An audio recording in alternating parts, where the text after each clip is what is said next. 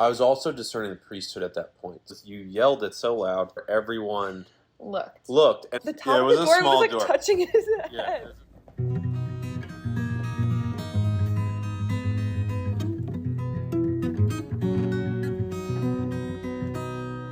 So, end of 2016, I knew I wanted to go to a Catholic school. My mom and I drove down to Ave Maria, which it was like a 24-hour drive back and forth.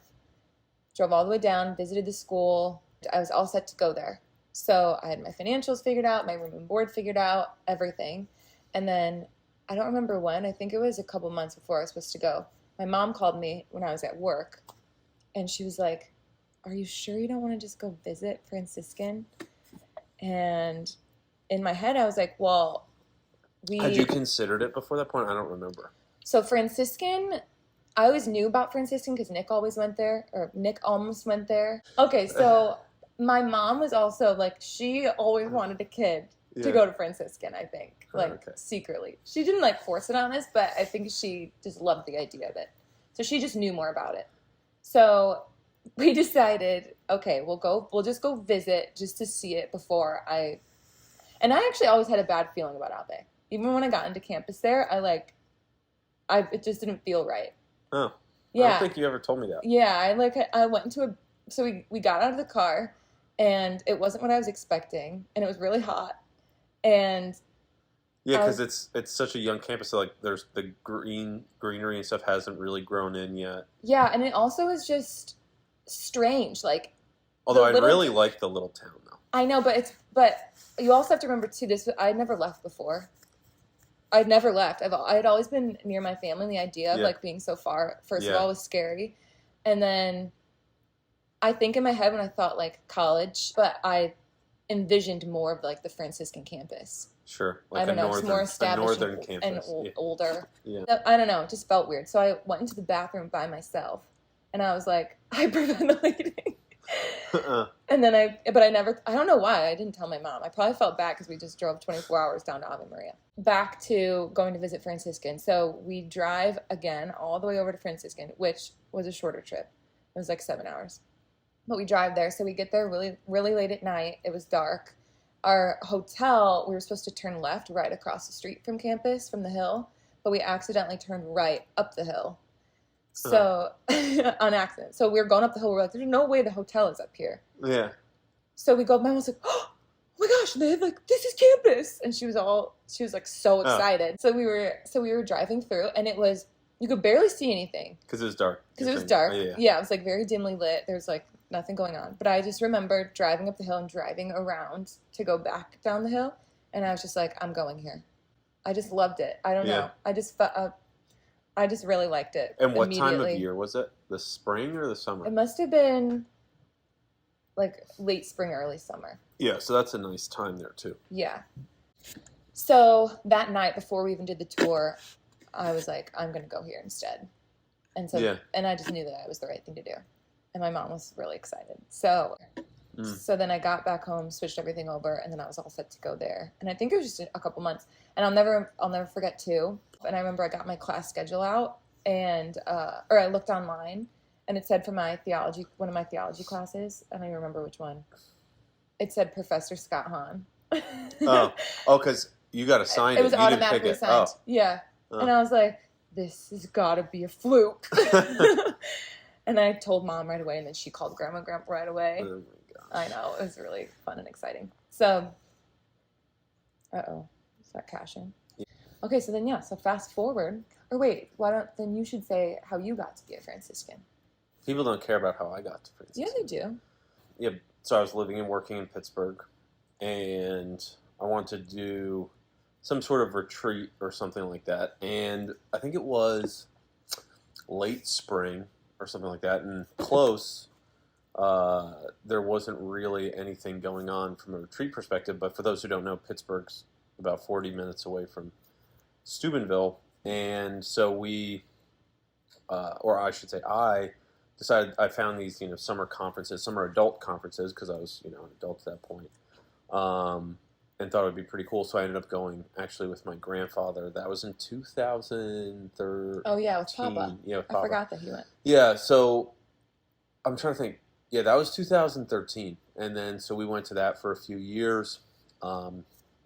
Actually, it was at that Theology on Tap and some other things. I had met Scott Hahn also, and he was actually the one who's like, "Why don't you do your grad?" Oh yeah, he kind of became a mentor to you a little bit Yeah. before you even went to Franciscan. Yeah, a little bit. I mean, we got lunch a couple times, and Yeah. But I mean, it wasn't anything that deep or anything. And then, but so that happened a few times, and then he happened to be doing Theology on Tap in Pittsburgh, and then we were talking. He had just done some new book. I forget what it was, and I was asking him about it. And however the conversation went, he was like, "Yeah, maybe you should think about studying at Franciscan, doing your master's degree in theology there." And so I had sort of considered it on my own, not necessarily Franciscan, but I always kind of romanticized the idea of just doing theology or something like that. And so then when I decided, yeah, because at the time you were in like the business world. Yeah, exactly. But you were kind of going back and forth between business world and doing something in theology, right? Yeah, well, I think so. I was also discerning the priesthood at that point. So okay. The thought you were really trying to figure it out. Yeah, so the thought of doing theology was pretty high on the list. And then actually, before I actually entered Franciscan, I had discerned out of the priesthood. I was pretty confident that wasn't going to be it. So, so then I applied the fall of 2015 or the summer of 2015. I got in, but I had just started a new job and it was too busy at that time. So I deferred my acceptance to the spring semester of 2016. And then that's when I started taking classes, is in the spring of 2016. And at that point, it was part-time and I was commuting, for class back and forth from Pittsburgh. Right. Oh gosh, and it was all night classes because Franciscan has those late night classes available. So that's what I did. And then late spring, early summer of 2016, I moved to Steubenville. So you lived there about a year before I got there. Yeah. Because I got there August 2017. Yeah, just over a year longer, yeah. Yeah, so you started meeting people a year and a half before I got there, and then you were involved in G&T, which is a group for grad students and non-traditional students. So Kyle was a grad student. I was a non-traditional student since I was transferring in as I was 22. Mm-hmm. So, but I was only like a sophomore in something like that in credits. Yeah. So G&T was a group there that like got these older students together, so they had like their own little community on campus, so that like I wasn't stuck with the freshmen, and the grad students had a way to make friends and have events and stuff. Yeah. So when I got to school there, I was living in the campus apartments called the Heights. I got there in August, and there was a cookout. Was like the first G&T, or no, it was the second G&T. The first was the ice cream social, but you weren't there. They had two different events that week. They had an ice cream social, then they had like just a little cookout in like the Heights property. Yeah. So me and my 3 roommates all went together, and this is when we first met. This was like our first introduction. Mm-hmm. So I'm standing like, and also at the time, I looked a lot different. So I had like really short hair, like this funky haircut. I mean, it wasn't like crazy, but it was like to here. Yeah, it wasn't shoulder like a pixie cut or anything. Yeah, it was shoulder length, and I dressed a lot differently. Yeah. So I'm in line with my roommates to like go up to the grill to get food, and we're all just talking. And I noticed this, like up ahead in the line, this guy cuts in the line, and it was Kyle. I hadn't met him yet, but he was hard to miss because he was so tall. And I see him cut the line, so I'd say like maybe a tiny bit being serious, but mostly just goofing around. I yelled up and I said, "Hey, back of the line, buddy." And Kyle went to the back of the line. Like, didn't you? You just heard me and then walked. No, but it was because it wasn't like, back of the line, buddy. It was, you yelled it so loud. Yeah. And it was the sort of thing where everyone looked. And I'm pretty sure Howard, who was my roommate at the time and was standing next to you, was like, "Yeah, Kyle, what the heck?" or something like that. Oh, I don't. It wasn't like I just heard a voice, and I was like, oh, I should go to the back of the line. It was like a whole thing. Yeah. Okay. Kyle goes to the back of the line, and all the girls who were with me, they all like laughed. They were like, "Oh my gosh, you're crazy that you did that." Yeah. And so we were all just kind of laughing. And then like Kyle had a house in Steubenville, and he had a couple housemates. One of them his name was Howard, and I had already met Howard I think a couple times, so he knew who I was, and he was in the habit of like always trying to set Kyle up with someone, like always introducing me to people. And you were like, you kind of just you'd be like, okay, I'll go meet this girl because Howard wants me in here. But you didn't really take it seriously. Yeah. So I get my food. Me and my roommates get our food. And I see Howard, so we all go over. We're talking to Howard. And Howard says, oh, there's someone I want you to meet. No, that's not what happened. No, I knew this was going to happen. No. You were standing at the back of the line with Howard. So when I made it to the back of the line, you and Howard were at the back of the line. And then that's when... But either way, he said, I want you to meet someone. Yeah. Yeah. So he said, I want you to meet someone, and says, like, hey, Kyle, come over here. And Kyle comes over. Well, no, that's not what it was, because the whole thing was that you were already on your way over. Because it was the back of the line. That's the whole thing. It was... You were at the back of the line, and so I had to go to the back of the line anyways. Okay. I would have never come over. Yeah. Well, thanks a lot. Just kidding. Okay. So you're on your way, and as you're on your way, Howard says, Kyle, I want you to meet someone. Yeah. So Kyle's coming around, and I'm like, oh, crap, this is the guy I just yelled at who clearly did not think it was funny at all. Yeah. So he comes up, so I'm like, oh, hi, I'm Olivia. And Kyle, and I'll never forget this, seared into my brain. Kyle's looking down at me, no smile, nothing, like very straight face. Kyle's from New Jersey, so like, you can tell. Hi, I'm Kyle. Just like that. So I shake hands like, okay, weirdo. And you just looked older to me. So I was like, who is this old guy in this group who has no personality? So that was it. We like met, shook hands, and then so we had written each other off. One, I was like, he is so boring and so serious and old. And and you were like, she's annoying and probably liberal. So that was our first introduction. The next time we ended up meeting was October 31st. It was Halloween of the same year. Mm-hmm.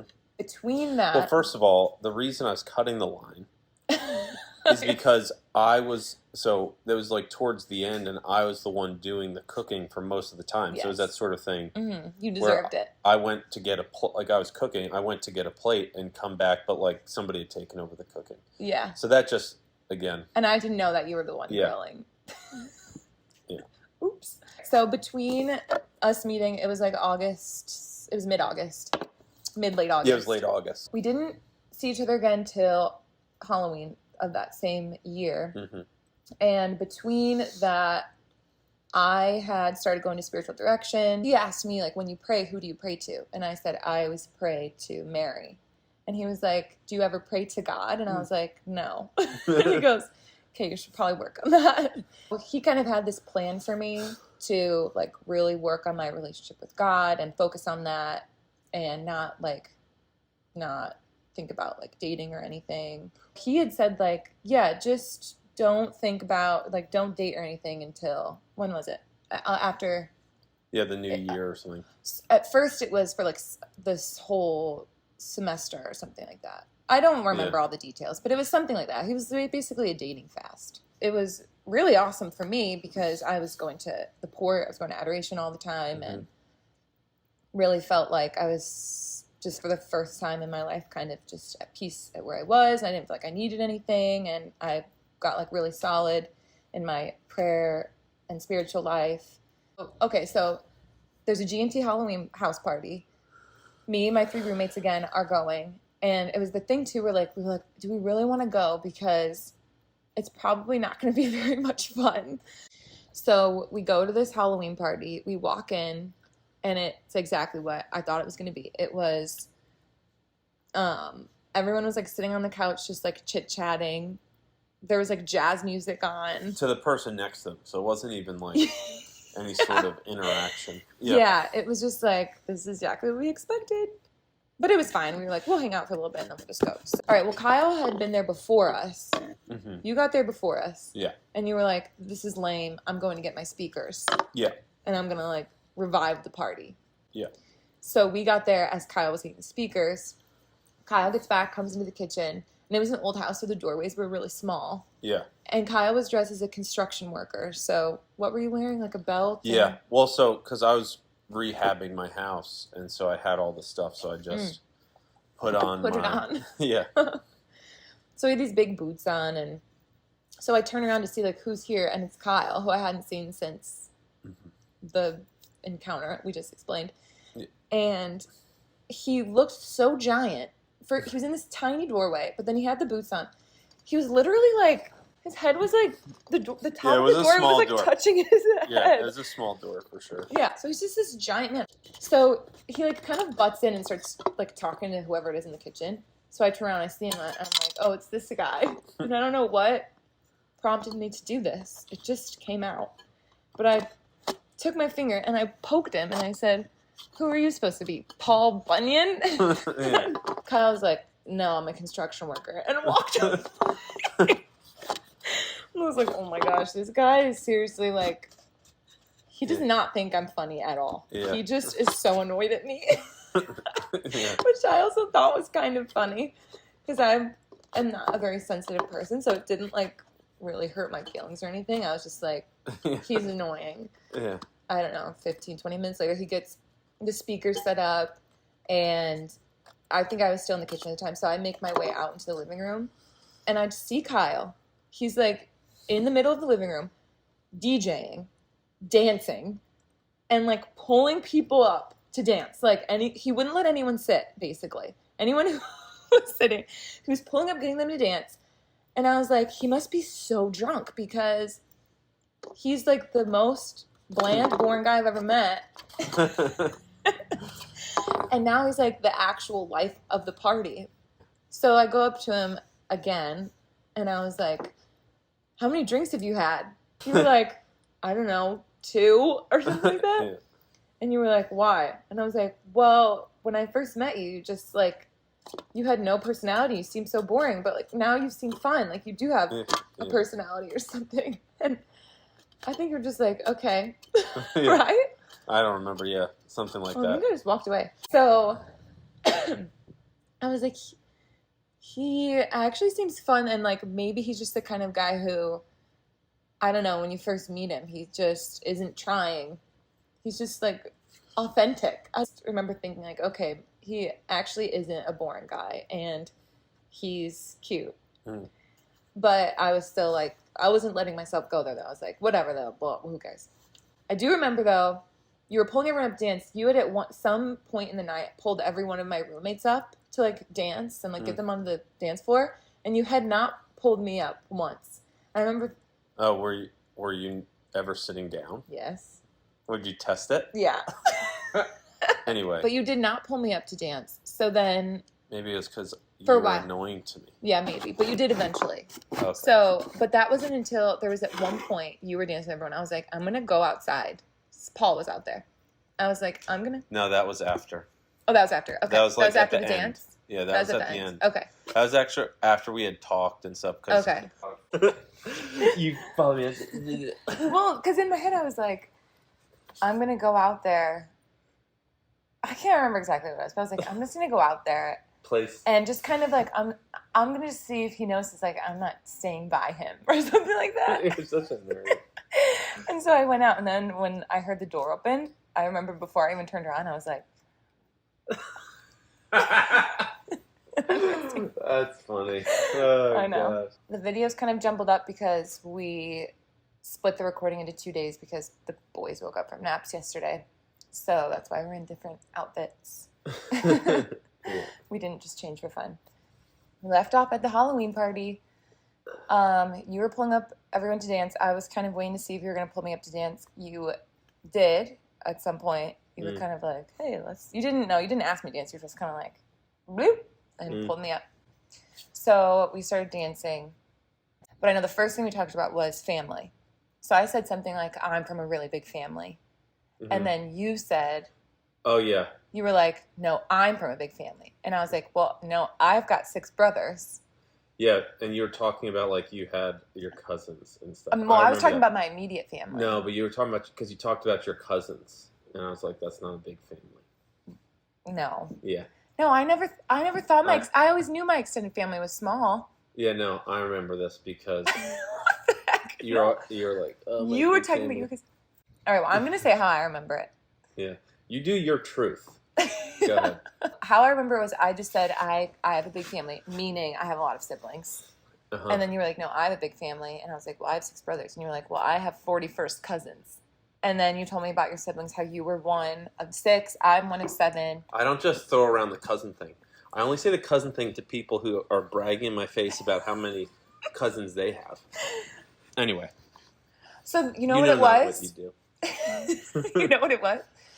I'm sure I said I have a big family. And Yeah. you just thought I meant cousins. And so then you probably come back and said, no, I have a big family. Maybe. That's probably what it was. Because I Who's know usually I better at remembering things. But I know I don't have a lot of cousins. I know I don't have a lot of cousins. I have 10 cousins. That's not a lot of cousins. No, it's not. You were saying yesterday that was the first Do you thing. even have 10 first cousins? Yeah. Michael. Then 4 of them. So Michael, Anna, Aaron, David, Danny. Uh-huh. I mean, 5. And then 2 on my dad's side. So 7. yeah, exactly. That's crazy. Oh my See? gosh, yeah. Yeah. 7. Yeah. Almost thought 10. Yeah, you always thought, well, not really almost. I mean, that's a big difference. 30%. There's something with the number 10. Are there 10 grandsons? All right, we gotta get back on track here. All right, so Beep, beep, boop. we started talking about our big family, and that was, I think, the first thing that I said that you were kind of like, oh, I don't know, what was Yeah, your... I don't remember what I was Pro- thinking, but probably like she's not as terrible or something. She might have some good qualities. Yeah, something along those lines. I think, too, I just have a really great personality. And I think we just kind of clicked a little bit. Sure. So we danced, and then we kind of talked outside a little bit because I kind of already explained what happened with that. I went Mhm. outside. You followed me out there. in my mind, you followed me out there. Yeah. So I get back into the car with all my roommates. We're heading back, and a couple of them are like, "Oh, like Liv, Kyle," and right away I was like, "No." I was like, "No girls. yeah. I'm not even thinking about it. I'm single." Blah blah blah. Mm-hmm. And Megan, she was like, "No, Liv, definitely not Kyle." And I was like, "Yeah, why?" And she goes, "He's just like dry, like a piece of toast." And Megan, of course, who didn't know me at all. She didn't know you, but it was just the first impression. Thing. Yeah, no, you I come know. off a little toasty at first. Sure. Actually, I kind of defended you. I was like, actually, when we danced, we like actually had a conversation, and he actually seemed really nice. Like he Yeah. wasn't a dry piece of toast when we were dancing. Yeah. But that was that. I was like, I'm not gonna Facebook creep on him. I'm not gonna do anything like that. I'm just gonna let it be. Mm-hmm. And so that same night, you messaged me on Instagram. I don't know if you remember this. Nope. You sent me a picture of my beer can that I guess I was drinking and I left somewhere. Oh, yeah, Fallen Soldier. Something like And you were like, Fallen Soldier. And I was like, he likes me. So this is where things Yeah. get more interesting. That was our leading Mhm. up. Mhm. The Halloween party is where everything really started. So basically, we run into each other at that Halloween party. The next day, I was in a group. I was like a graphic designer for this group called LVO, Life Values Outreach. Mhm. And I just kind of got randomly recruited by the girl who organized it. She was like, "Can you design a few things for me?" And I was like, "Sure." I didn't really know that much about the group. I was Yeah. just helping her design a logo. And the only meetings I ever went to were just with like the graphic design team. Yeah. So I only knew like 3 other people who were involved with the Yeah. group. There was a meeting the next day after Halloween, an LVO meeting. Mm-hmm. And I was like, I really didn't want to go to it. So I was kind of in my mind that day already making up. She had texted me and I was like, I probably won't be able to make it. Yeah. I have, I really have to study about all this stuff due. So Mhm. I went to the JC, which was like a community building for all the students. It's a student union, like any college, yeah. Okay. It's just like, I don't know what that means. it's like the main building. Yeah, where you go. yeah. Yeah, where students gather in. So I was sitting at a table there doing my work, and I see her. Like walking up to me, and I was like, "Crap!" She Yeah. She sees me, and I'm like already in the JC where the meeting is happening. So she comes up to me, and she was so sweet. And she was like, hey, the meeting is in like 10 minutes. If you can join, that would be great. And I even said to her face, I was like, yeah. I was like, I'll see how much I can get done, and maybe I'll go. And I'm still like, I'm not going to go. The time comes, and I felt bad. I was like, I should really just go. And I was still under the impression that it was just the media team meeting. So like me and 3 other people. Right. So I go to the room where the meeting is. I walk in, and it's full of people. Yeah. And I was like, oh no, this is going to be a whole long meeting. Yeah. Of like everyone from LVO, and now I'm stuck. Yeah. So I go sit down, and I'm just like so annoyed that I didn't know about it, and I ended up coming to this meeting. So she stands up and she gives her little intro, and she then starts, she like kind of explained each group within LVO, and each group had a team leader. What was it called? Something like that. Yeah, basically like a team leader of each team or group. So, one person stand up, introduce that leader, and so on and so forth. So the last group, or in my head it was the last group, because I probably like stopped paying attention at that point. Yeah. I don't think it was the last group, but okay. Yeah. It was for me. Yeah. So she was like, so this group, do you remember what it was? No. Okay. You were the leader of it. She goes, and the leader of this group is Kyle Bliss. And I literally was like, like, what? He stands up to like kind of introduce himself. And I didn't even know, I was like, I didn't even know he was a part of this group that I've been a part of my whole time at school. Yeah. So I was like, oh my gosh, we're in the same group. That's so crazy. We go through the rest of the meeting. The meeting ends, and there were like snacks and refreshments in the back for everyone after. And I remember standing up, starting to walk out, and I saw you at the back snack table, and I was like, I have 2 options here. One, I can throw away everything I've been saying and like present, like walk up to him and talk to him and almost kind of let you know I'm interested in a way. Yeah. Or I can stick to my plan and I can just walk out and go back to my table. So I did the second thing, and I was very proud of myself. I was like, I'm so chill, and I'm just, whatever happens, happens. Yeah. So I sit back down at my table, and then a few minutes later, I look up, and Kyle's walking straight towards me. And in my head, I was like, yes. And it was more, I got more satisfaction out of that because to me, it kind of felt like I let you, not that I knew you were going to come up to me. Yeah. But I don't know. Like also, to be fair, though, it was that sort of thing where your table you weren't looking for me. Between the meeting room and where you go to get like the coffee and stuff. Yeah, the pub. And so it would have been to just walk right by me. Yeah, walk right past you. But also it wasn't like you were really excited to see me though. Yeah, totally. So that felt like, oh, what a coincidence that like we haven't seen each other at all this whole semester leading up to Halloween. And now the next day. We see each other at Halloween party, and then the next day we find out we're in this group together, run into each other. So that was I feel like the first time we sat down and like talked. We talked a little bit at Halloween, and one of the first things I realized about Kyle was how funny he was. We small talked a little bit, but then you started telling me all these funny stories about like people on campus and run-ins you had, and I don't want to go into like all the details about it, but I just remember thinking like you were just really, really funny. And I liked that. Yeah. We talked for probably an hour or over an hour or so. Yeah, it was a long time for sure. Yeah, it was a while. And it was one of those things too where it's like I was standing there with my backpack on, and then like you take the backpack off, and then all of a sudden, was sitting down, and then so it was one of those sort of things. And I've read today's in the beginning, but because I saw someone asked how old we were, and I was 22, and you were 28. 28, at that time. Yeah. Right? Yeah, fall of 17. And I didn't know right. I didn't know you were that old, and I remember asking you what you were studying. Oh, yeah. And you said theology, and I was like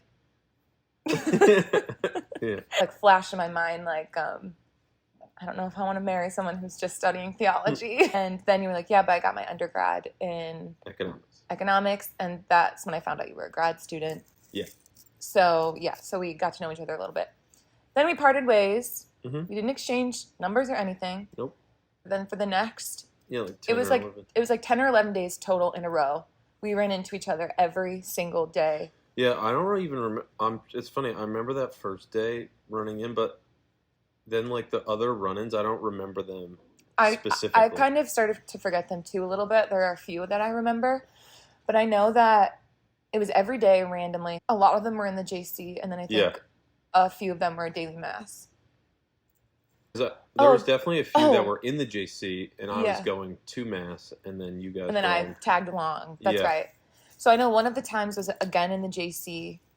You were just coming out of a talk, I think, and I was sitting right outside the room where there was a talk, and we kind of started talking again. And I remember I told you about my spiritual director, and I was like, and that was another moment I was really proud of myself for saying like, you know, like, I remember that downstairs. Right Yeah. Because at that point, I really liked hanging out and talking to you. And this was probably only the third or fourth day we bumped into each other. That was downstairs. I remember that was early. And I remember thinking, like, I'm just going to tell him because I'm still trying to just... Yeah, it's funny. I think at that point, I wasn't, like, that interested yet. Yeah. I'm remembering.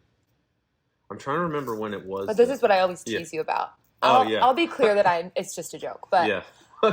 That's right. That's this one. Yeah, that was this one. Yeah. So we ran into each other downstairs, and I told him, I don't remember how it came up, but I was like, yeah, I'm going to spiritual direction with the priest here.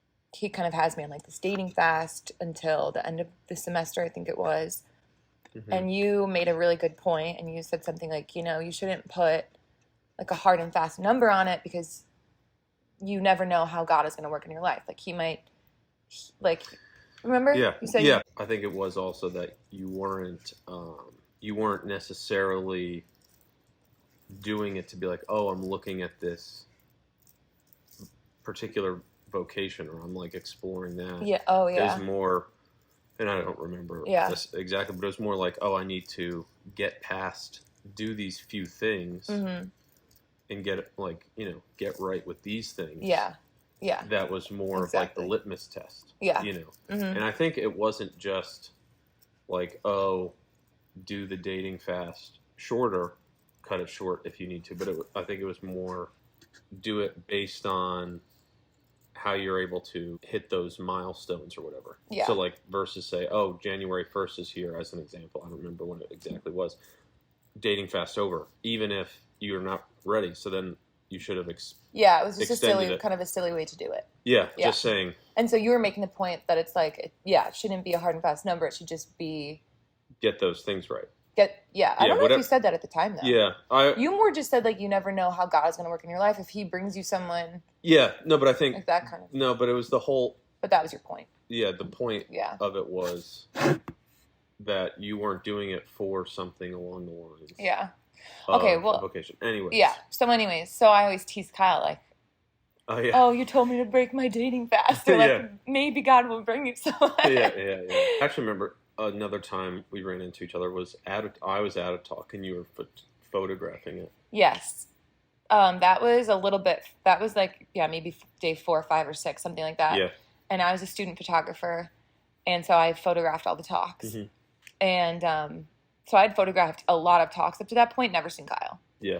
And then at this one, he was there, and he was sitting like up against the wall, and I had not this camera, but this tripod and like camera, and I was like I walked by him, and he had his legs crossed, and he had boots on, and I took my tripod and I like kind of bumped his boot. It was like the first little, maybe little flirt. Yeah. And he was sitting next to a girl, and I remember just being like, I wonder who that is. Yeah. So I think I asked you, or maybe you just told me. You were like, she's just this random friend. I don't really remember. She's just in basically every class. Yeah, that's that right. I was in, and I think we just both walked from our class to the talk. Yeah. At that point, though, I feel like around day 5, 6, or 7 is when I kind of started thinking, like, maybe I do like him.